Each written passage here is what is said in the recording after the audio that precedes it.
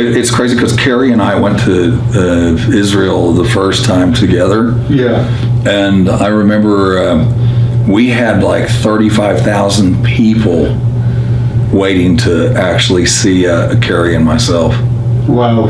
And obviously more Kerry because at that, I was just getting started too, and he was well known.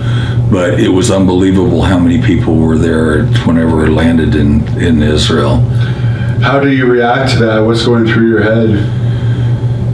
In my head, I was thinking to myself, truly, I hope I'm getting paid well for this because, this is a huge, huge crowd. Yeah, that's Beatles level. It was. And everywhere we went, we packed the houses. Yeah. And I'll tell you kind of a funny story.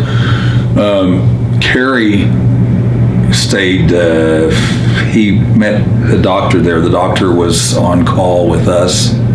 And Kerry, and I had a girl that I met that I actually dated for several years. I would go back and forth and see her in Israel. Yeah. And Kerry and I were sharing a room, and I'll never forget, she was in bed with me, and she looks up in the light, those overhead lights? Yeah. There was you remember in the old days when they used to have cameras, the 35 millimeter film, the plastic things? Yeah. There was 2 of them taped up there. And she tells me, she tells me in Hebrew, she says, "What's going on? What is this?" And I said, "I don't know." And she pulls it out and she opens it, and there was at least, the whole thing was full of pills. There's at least 20 different colors of pills.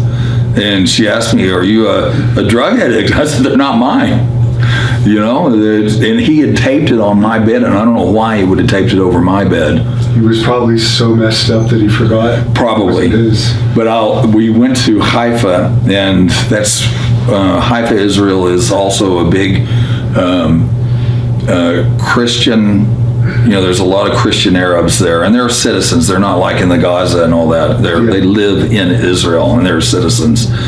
And I remember Kerry was trying to get drugs from the doctor, and the doctor, he was kayfabing us. He was, keeping the door closed. Well, he was supposed to do a run-in with One Man Gang and Chris Adams, and so I tied his shoelaces on the other side of the door. There's, how they actually, they have that little thing that you can actually lock the door, open. Yeah. To keep it open. Say it's a door stopper, but in Israel it has a hole there in the door. You put the little metal thing into that, and it'll hold the door. So I tied. I know what you mean. So I tied his boot laces to the door, and so when it was time for him to run out, he actually slipped and fell on his face, and he couldn't figure out how his boots got tied up. He never knew it was me, but all of us were just dying laughing. Is it true that nobody knew that he was missing a foot? Because that seems a little hard to believe. That was before. That was after my time. I had already been out of the country, and I was just living in South Africa again. And I've talked to people that said that he wouldn't take a shower with anybody, and I don't know if this is true. Supposedly he was a match with somebody, and they'd actually, and I got this in South Africa from Matt Boren, that said that somebody had pulled his boot off and his whole foot came off with the boot. Yeah. So that would have been another thing inaccurate about the movie that had happened earlier than with the foot, because they make it seem like it happened the night of the Ric Flair match. Well, I'll tell you, I was there when he went to the hospital. I went to visit him several times in the hospital in Dallas. But they hadn't amputated his foot. Okay. That was after I had left that had happened. I do know that they took part of his lat to put, and he would have been okay. What happened was he got on his foot too soon.